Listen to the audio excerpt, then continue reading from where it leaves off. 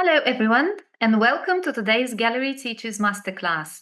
My name's Lana, and today I'll be looking at Personalisation 2.0, or using generative AI for personalizing learning experiences. So, hello, everyone, and thanks for being here today. Today, we're exploring personalization, a huge topic in education and language teaching. It's full of potential to create amazing opportunities for our learners. And now, with the rise of genAI, we have even more tools to take personalization to the next level, what we are calling Personalisation 2.0, where we use technology, especially AI, to create even more effective and meaningful learning experiences. Personalization hinges on how well you know your learners. It starts with two simple questions. What do your learners need, and what are they interested in? It's not about jumping straight to tools or technology, those come later. Our journey begins with understanding our learners first. And I suggest starting with one activity that works quite well as an activity for the first class, when you just get to know your learners. Sometimes it may give you more information about your students and their interests and previous learning than a needs analysis before the course. I usually start my first class with new students with the following question. If you were creating a unit for your coursebook, what would it look like? Now I'll ask you the same question about your learners. If they were creating a unit for their coursebook, what would it look like? Can you think of any topics your learners are passionate about? Specific genres or formats of texts they enjoy? Or activities they would like to include? Games? Anyone?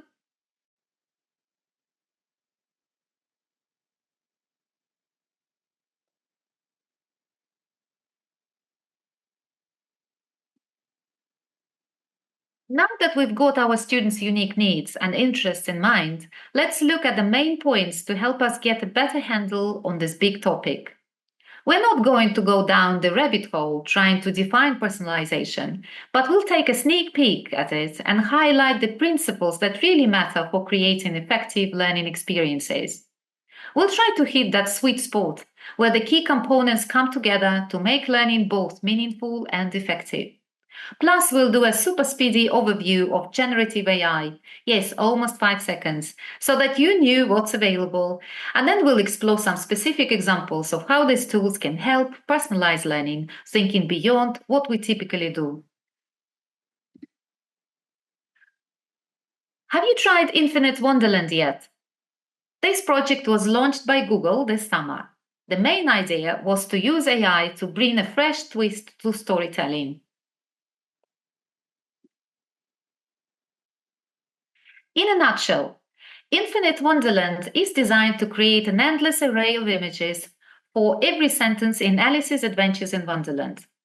The project lets readers pick a style and generate unique images for each line or paragraph, offering, according to the project blog, a highly personalized and immersive reading experience. A nice thought, right? What started as a partnership between tech and the visual arts, of course, also promises educational benefits. Beyond the fun, it's positioned as a tool that can help teachers make literature more accessible, interactive, and enjoyable. I was genuinely impressed for about 10 minutes. The real question, though, is what happens after the wow factor wears off? Will it actually encourage reading?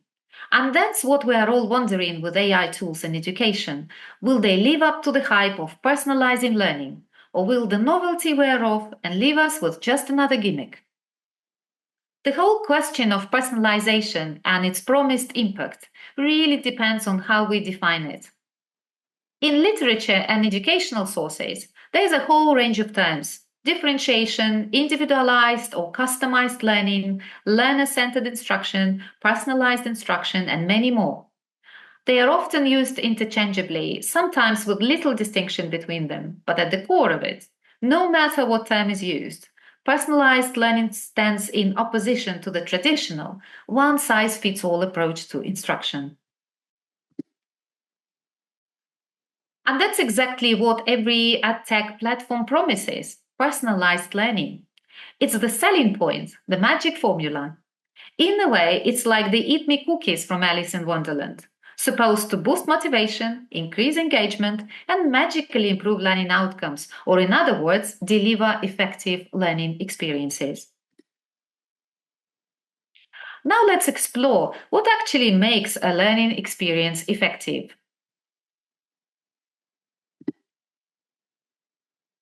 In a way, effective learning experiences are a mix of opportunities for students, and including also their ability to take full advantage of these opportunities. The first key component is learner agency, giving students the chance to make decisions about their learning. What they learn, the subject matter, how they learn, the learning strategies, and why they learn, what motivates them, and goal setting. Learner autonomy is all about giving students the opportunity to take control of their learning. It's not just about making choices, it's about helping learners take ownership of their learning journey. Of course, this depends on learner self-regulation, since they need to manage their goals and progress to really make the most of their learning, and also ability to use learning strategies or knowing how to learn. Differentiation is about giving students the opportunity to learn in ways that fit their individual needs and match their proficiency levels. And the next component is personalization, or giving students the opportunity to connect learning to their own experiences, making it feel relevant and meaningful on a personal level. When these components come together, that's where the magic happens, the sweet spot for successful learning. They are all connected, and that's something we can't overlook. Personalization alone, whether with or without AI, won't do much for learners without providing for agency, autonomy, and differentiation. So, if we really want to create effective learning experiences, we need to design tasks that bring in agency, autonomy, differentiation, and personalization in various ways. There's no uniform understanding of what personalization is in the context of language teaching. It varies from, as Jeremy Hammer defines it, the stage where students use language they have studied to talk about themselves, to, as British Council defines it, activities that allow students to use the language to express their own ideas, feelings, preferences, and opinions, and to draw in on students' own experiences and reactions as the foundation for learning. Or quoting Gertrude Moskowitz, when the content starts with the student themselves and then leads into the materials to be learned. Regardless of the approach we take, they all share one common goal: to create a deep connection between the student and the learning process or material, making it meaningful on a personal level. And this goal will shape our tasks and instructions to AI. So the key principles that we need to include that will be used in corresponding prompts to AI are as follows. We need to make sure that learners engage with topics, language, and skills that are relevant to their interests and learning goals, essentially connecting the content to their lives. It's also important that we give learners the opportunity to express the opinions, feelings, experiences, and beliefs. And finally, seeing learners as resources. We should make the most of what they share, building meaningful exchanges and asking them for ideas along the way. Although that sounds pretty straightforward and quite simple, actionable if you will, personalization is definitely a balancing act. And though I appreciate various guides for teachers with compilation of prompts or platforms that offer solutions to teachers to plan their lessons or create various types of activities or quizzes, there is no one-size-fits-all approach or technique. It all depends on a range of factors known best by the teacher working with a specific group of learners in a given context. This includes things like student personality, age, previous learning experiences, family background, and cultural context. And sometimes it also depends on factors like the weather, the time of day, the caffeine level in your blood, and all other things that make us human. So AI is just a tool that works best when we consider the principles and balance the factors that are relevant to our context and students. Now let's take a look at the tools available. My goal is not to overwhelm you with every piece of technology out there, but to give you a high level overview of what's available. And as a fan of those channels that sum up famous films in 5 seconds, like Titanic in 5 seconds, I thought I would let AI do the heavy lifting and give you a quick overview of AI tools in, well, almost 5 seconds. I also thought it would be a good idea to outsource AI for the job. So meet Grammalia, ladies and gentlemen. Hi, English teachers. Let's talk about genAI. These tools can generate text, images, voices, music, and even videos to help make your lessons more engaging and personalized. Let's see what tools you'd need to create someone like me. First, you'd need a good image. Lana drew me from scratch. Not a masterpiece, I know, but there's an easier way. Use a text-to-image generator. Just describe your character, and it'll create the perfect design for you. Next, you'd need a great script. That's where a large language model comes in. It can help you write a fantastic text in no time. Just give it a prompt, and voila! Your script is ready. And don't forget my voice. You can use a text-to-speech generator to create a voiceover. Just type in the text, choose a cute voice, and I'm ready to speak. Now it's time to bring me to life. Use an image-to-video generator with lip-sync capability. Just upload my image and voiceovers, and here I am. genAI saves you time and helps you create new aids for your classroom. Start small, explore, and have fun. So, answering your question, where do I start if I have never tried this technology? I would recommend before you try experimenting, take a second to think about what you actually need. Is it images, text, speech, video, or something else? Once you've got that figured out, finding the right genAI tool will be so much easier.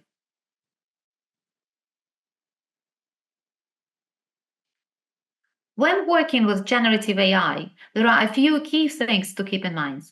First, AI is not a knowledge system. It's more like a prediction machine. It takes the text you input and predicts what to output based on its database. What's amazing about it is how conversational it feels, but it doesn't actually reason. It doesn't know what's right or wrong. This explains hallucinations or giving you incorrect or biased information. So, double checking everything it generates is crucial to make sure it's reliable. Second, GenAI is a bit of a gamble. It doesn't always deliver consistent results. Sometimes it nails it, but other times it misses the mark entirely. That's why you might get two completely different answers to the same prompt. Managing expectations is key here. There'll be wins, but there'll also be times when you need to tweak the output or probably do something from scratch. Third, expertise matters. The more you know about the subject, the better results you will get. If you're not clear on what you want or lack depth in the topic, you'll often end up with something very generic and dull. Finally, responsible use is essential. For me, this means focusing on the value and originality, not just copying what's already out there. Think of AI like a hammer. You wouldn't pick up a hammer just because it's there and start pounding random things. You use it when there is a nail to drive or a purpose to fulfill. The same goes for AI. It's not about using the tool because it's available, but using it thoughtfully to create something meaningful and purposeful.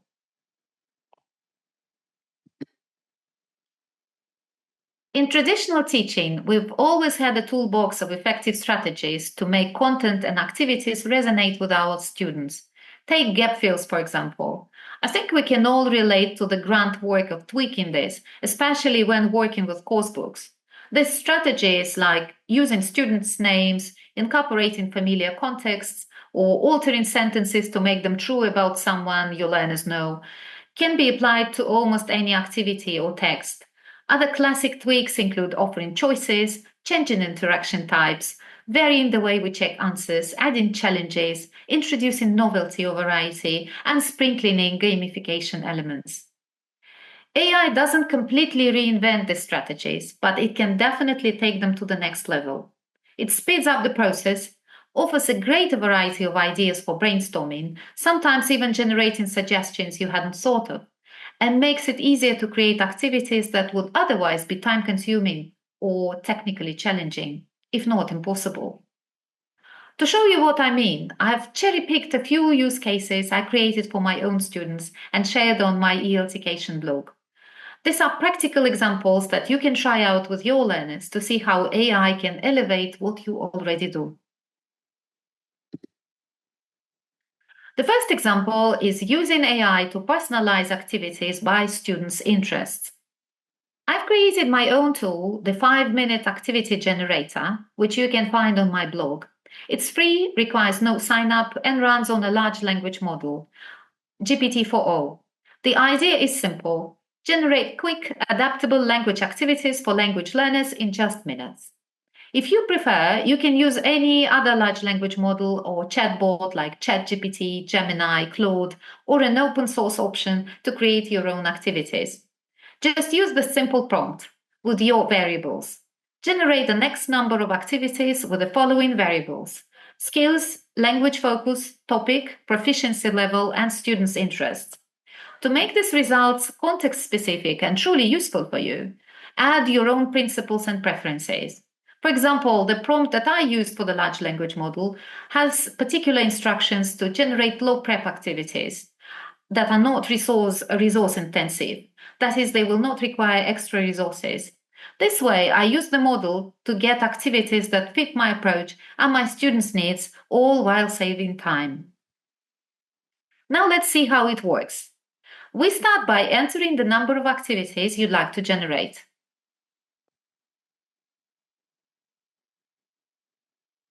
I recommend starting small, perhaps with 2 or 3 activities.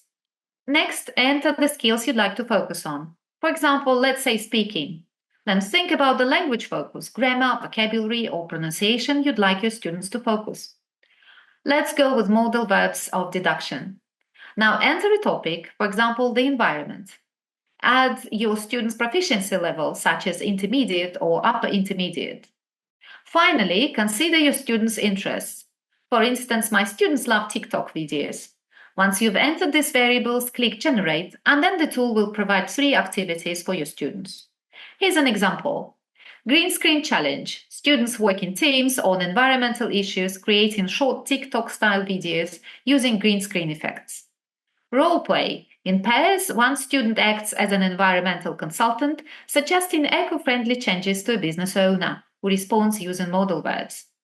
Debate. The class is divided into for and against groups to discuss environmental actions, supporting their positions with modal verbs. I would say the results are good but pretty average. If you'd like more creative suggestions, try adding more details to the model.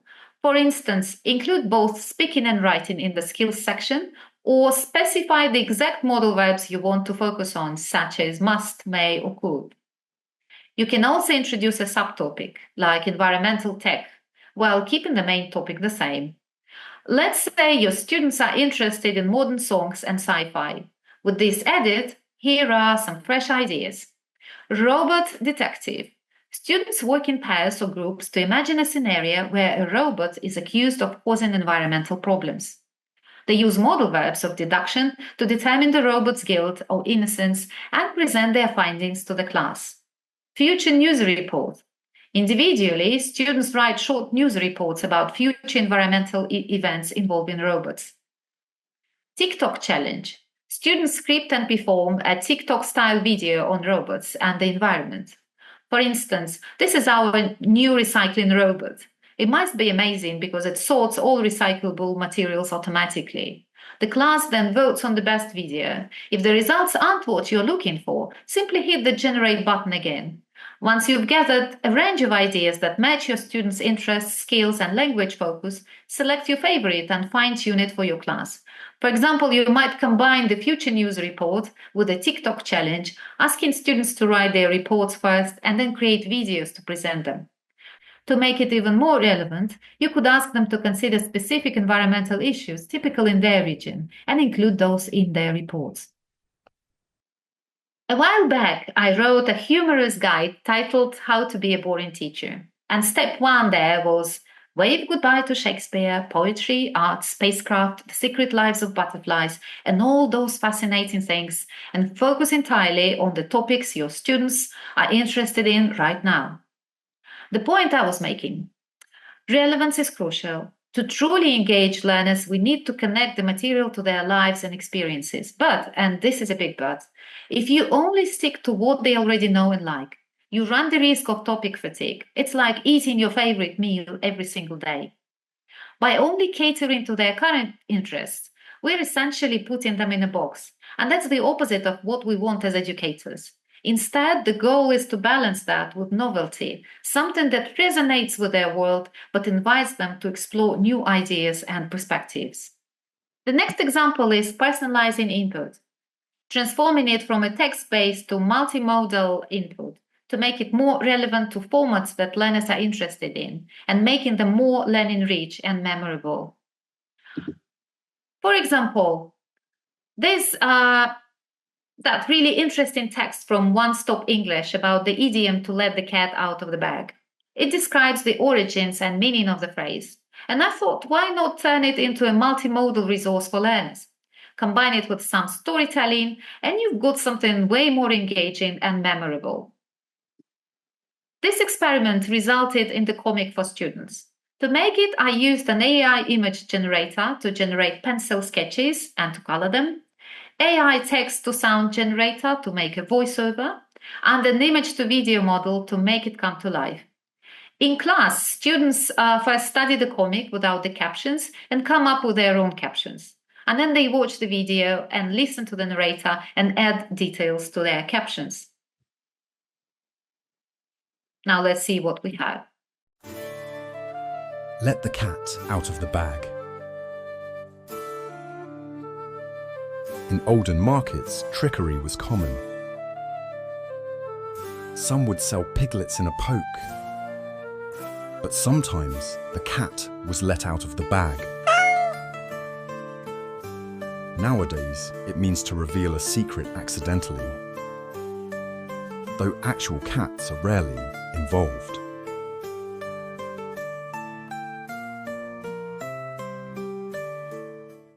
In our recent session on AI for multimodal storytelling, I shared how I created similar resources. I won't go into the technical details now, but if you're interested, you can watch the session.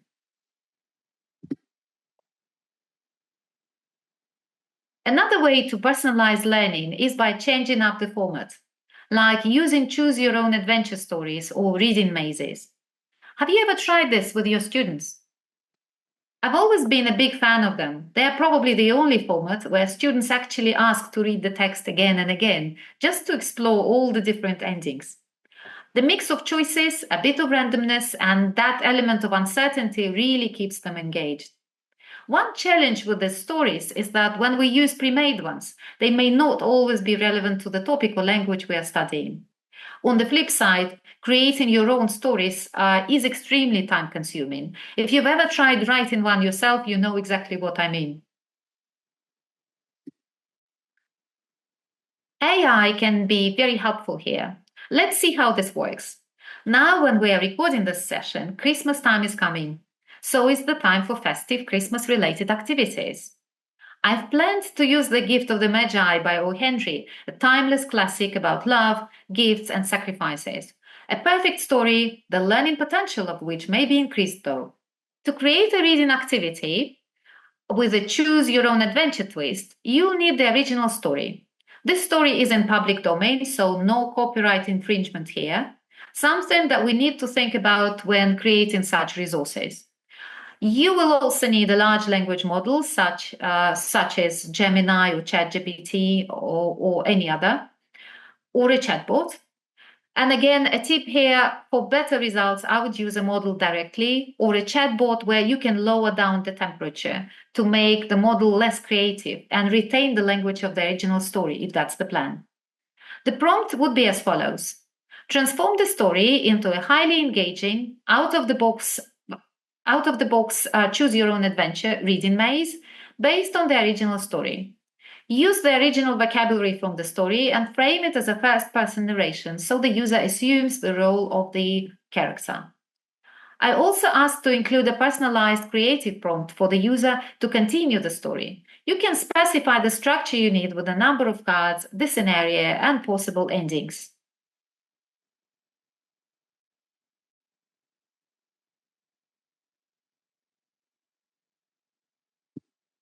Then you can structure your story using any authoring platform, like Twine in my case, to make sure the scenario unfolds exactly how you want it. I also planned to include a part where students write their own endings.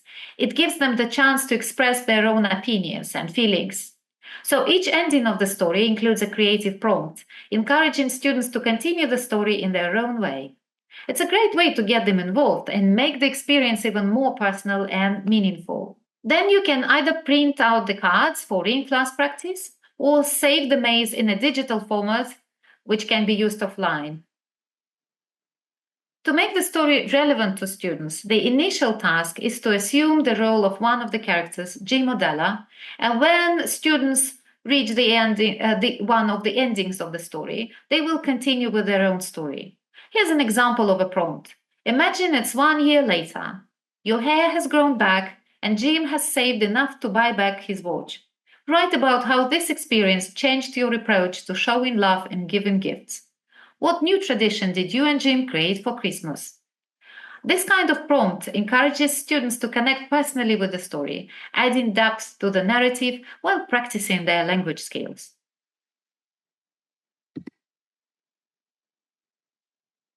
The output from students really depends on the questions we ask. The usual go-to questions like "What do you think?" or "What do you do?" are great, but they can be expanded. By asking more specific or creative questions, we can push students to think critically and creatively and personalize their responses at the same time. With this in mind, I created an anti-quiz maker to help me come up with a variety of question types that encourage students to make personal connections with the language material. Again, you can easily replicate the process with any large language model. To add variety, I've included different types of personalized exploration questions that ask students to relate the content to their own lives and draw from their experiences. Opinion questions that get students to take a stance on a topic, encouraging critical thinking and active participation. Scenario-based questions that present real-life situations tied to the material, asking students to analyze and respond to them. Real-life application and reflective questions, prompting students to reflect on what they've learned and how it connects to their personal experiences, applying the knowledge in real-world contexts. And creative response questions that encourage creative thinking, like the writing prompts in the Choose Your Own Adventure story that we explored earlier. You can try the anti-quiz maker on my blog or simply replicate the process using a large language model. It's easy. Just upload your text, specify the age group and proficiency level, and the app will generate the anti-quiz instantly. If you prefer to use your own bot, make sure to specify the types of questions you want and any other instructions that are relevant to your needs. Now, let's see what we have. If you had to give up something valuable to show love, what would it be? Why is that item significant to you? Reflect on a time when you planned a meaningful surprise for someone. What did you do and how did it turn out? Or think of a situation where you made a sacrifice for someone else. How did that choice make you feel afterward? Picture it's Christmas and you're running low on cash. What creative gift would you make from things around your home that would still feel thoughtful? Oh, I love number 7. Imagine a world where nobody exchanged gifts but instead shared their skills. What skill would you offer as a gift and how would you feel about it? If you're not really happy with the questions, you can always hit the generate button and the board will generate a new set of questions on the fly.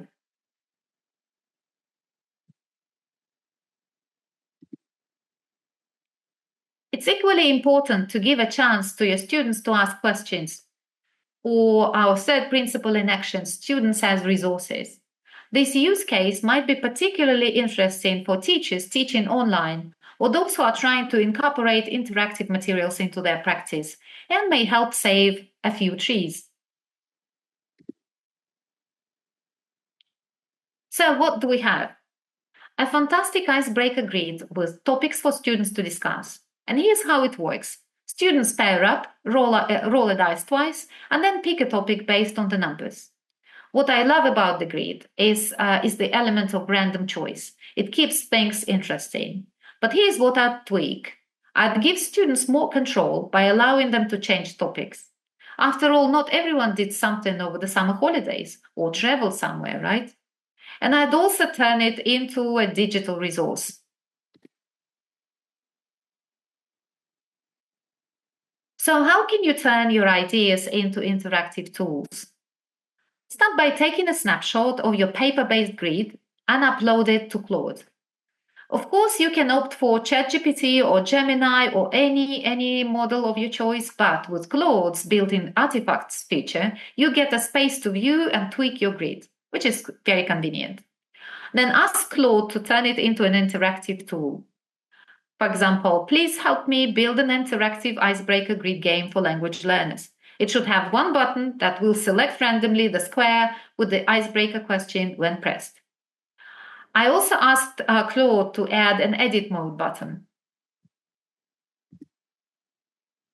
Then you can provide details on the user experience or UX design, your preferred colors and styles, or any extra features or functions you would like to add.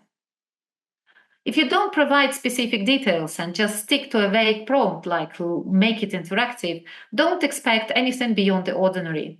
The rule of LLMs in action is simple. No details, no magic, just average output. Personally, I like dark backgrounds and all shades of blue, so my design choices were pretty much predetermined.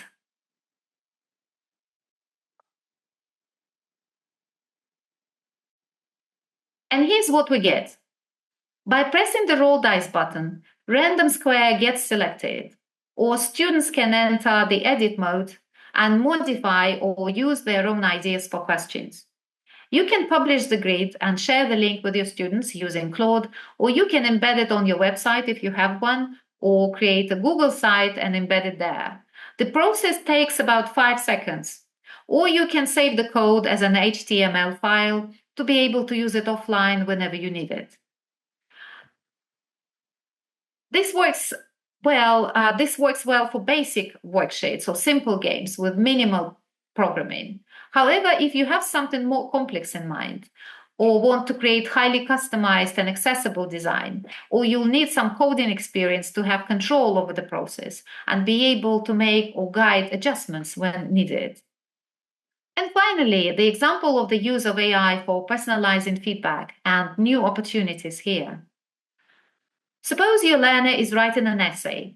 Instead of waiting until they've finished, then marking up all the mistakes and giving it a grade, you would read parts of the essay while the learner is writing it, pointing out things you're noticing and asking the learner questions to get them thinking about how they might improve it. This way, our feedback actually transforms into feed forward, when instead of a learner's performance in the past, we focus on their development in the future. This is the area that needs to be explored further to figure out the way to make it effective for learners. But I think with small steps, we can make this vision a little bit closer.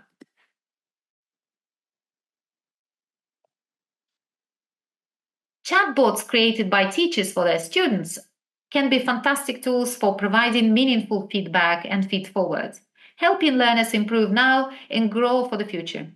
I've designed and tested several chatbots, each with its own purpose.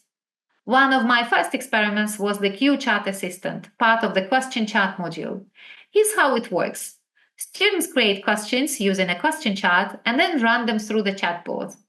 Instead of just correcting mistakes, the chatbot guides students to spot mistakes and clarify their questions, and then offers several options for extra practice. To make chatbots work well for language learners, I found 3 things to be critical. Firstly, for a chatbot to be more than a one-time novelty, its behavior, tone, and tasks need to match the student's needs, skill levels, and learning goals.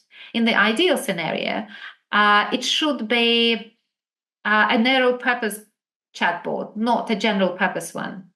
The second aspect is monitoring and control. Unlike the promise of saving time, working with chatbots often means keeping a close eye on how students are using them. Teachers need to monitor and tweak the chatbot's tasks or behaviors to keep things on track, which can take time, at least with today's AI. And finally, preparing students. Students also need some guidance. Without AI literacy or self-regulation skills, they might struggle to get the most out of chatbot interactions. Just telling them to chat with the bot usually doesn't lead to meaningful learning. They might stop after basic check-in or expect the right answers right away without going deeper. Chatbots can be amazing learning aids, but they work best when thoughtfully designed, closely monitored, with a teacher in the loop, and paired with well-prepared students. And here's another example, a voice agent I created as a voice coach for my business English students to practice small talk. It's designed to guide them through conversations, offering gentle feedback and encouragement along the way. Now let's listen to that.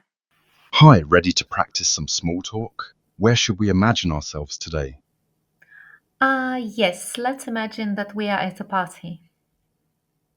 Great!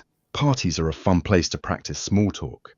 So, you're at a party and you see someone you don't know standing by themselves. What's the first thing you say? Remember, the key is to be friendly and approachable. Think about a simple opening line that can spark a conversation. Hello, I don't think we've met before. I'm Lana. That's a great start. It's friendly, polite, and sets the stage for a conversation. Now, to make it even more engaging, try adding a little something about the party or the environment. For example, you could say, "Hello, I don't think we've met before. I'm Lana. This party is really lively, isn't it?" It's a simple addition, but it can make your introduction more memorable. Of course, it's not meant to replace classroom practice. It's more of a support tool. It helps students build confidence and get ready for real life conversations or class discussions. Wrapping up today's session, here are the key takeaways on personalizing learning with AI. AI literacy. Both teachers and learners need a solid understanding of AI, not just how to use it, but how to use it responsibly, on your own terms, while managing the risks. Clarity of purpose, knowing the why. Know why you're using AI. It's not about jumping on a trend, it's about aligning AI with real learning goals. This includes engaging learners as stakeholders in the process. A principled approach. Personalization isn't just about tech, it's about pedagogy and balance. Focus on agency, autonomy, differentiation to create meaningful and effective learning experiences. And the last one, measure gains, not gaps. The real test of AI's value is the impact it has. Look for improvements and positive outcomes rather than focusing on what it can't do. And as I said before, currently we have more questions than answers. Yet I hope this session has helped you get some useful ideas. Thank you.